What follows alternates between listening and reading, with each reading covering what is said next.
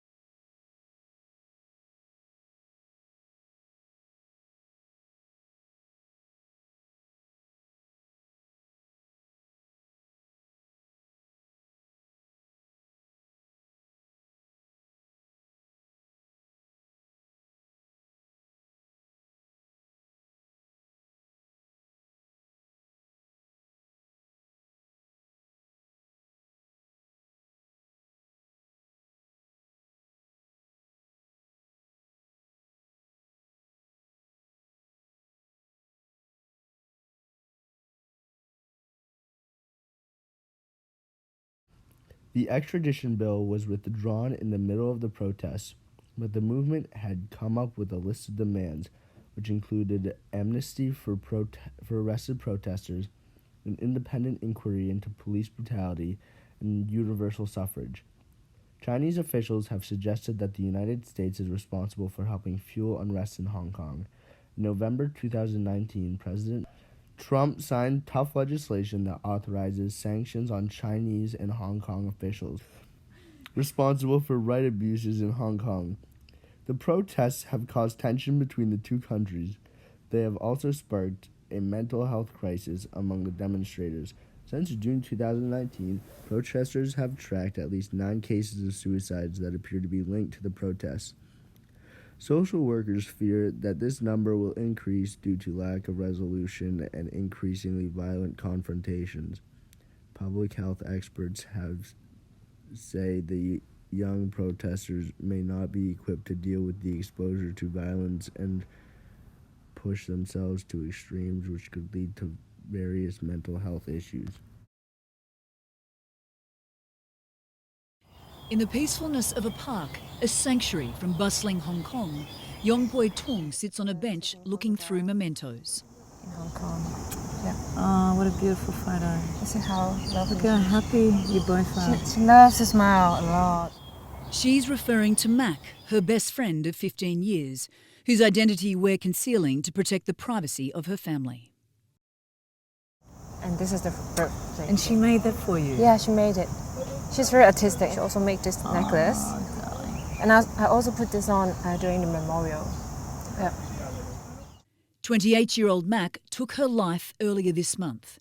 It's the 4th suspected suicide that local media has linked to the Hong Kong protests against the government's controversial extradition bill.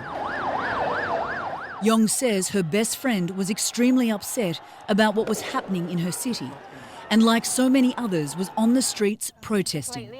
She didn't notice any changes in her friend's behaviour. Mac's sunny demeanour a constant in their daily conversations. Mac sent a message to Yong after the 1st of July protests. That would be their last contact. 2 days later, Mac took her own life. She is a person who is afraid of pain, so it's even more difficult for me to imagine. Yeah. On her bed, Mac left several notes. One calling for a revolution in Hong Kong. Another was addressed to Yong. And it feels much better every time when I talk to you. But sorry, I can't listen and I can't record any voice message anymore. Yeah, that's the final words for me. Thousands turned out for Mac's memorial, the photos she had taken during the protests on display for all to see. Some people here knew Mac, many didn't, but collectively they are all grieving. They have come to this memorial tonight to honour her memory. No matter how the extradition bill turns out, both the short and long-term effects of the protests in Hong Kong seem to be economic. In an article written by Alan Morrison, a professor of global management, he talks about how both Hong Kong and China's economy have suffered and will continue to suffer due to ongoing protests. The short-term impacts which are most visible are one, that no one is buying non-essential goods. In the summer of 2019, spending on summer goods went down by 10% from the previous year. The second most notable effect revolves around travel, both in and out of the country. Over a 2-day-long mob which shut down the Hong Kong International Airport, Hong Kong suffered a $76 million loss. And if this continued, the effects could be catastrophic, given that the airport in question contributes around 5% of Hong Kong's GDP. A more broad look at how these protests have affected travel and in turn the economy is that travel to the country, both tourism and business, have slowed considerably, thanks in part to the travel advisory from at least 22 countries. Along with international travel, almost all travel from mainland China to Hong Kong has stopped, which is an extreme blow to their economy because said travel makes up at least 3/4 of Hong Kong's yearly tourism. The long-term effects are a little harder to pinpoint, but as of right now, it seems that the most likely long-term protest is the moving of businesses from Hong Kong to mainland China. Traditionally, many businesses have found Hong Kong as an attractive spot for their headquarters due to the fact that the rule of law is much stronger there, while still being close enough to mainland China that they can take advantage of loose labor laws there. In recent years, many countries have started to move their headquarters from Hong Kong to mainland China due to China recently becoming an economic powerhouse. And if China plans on taking control of Hong Kong as a way of ending these protests, companies would have no reason to choose Hong Kong instead of China, plummeting Hong Kong into economic depression.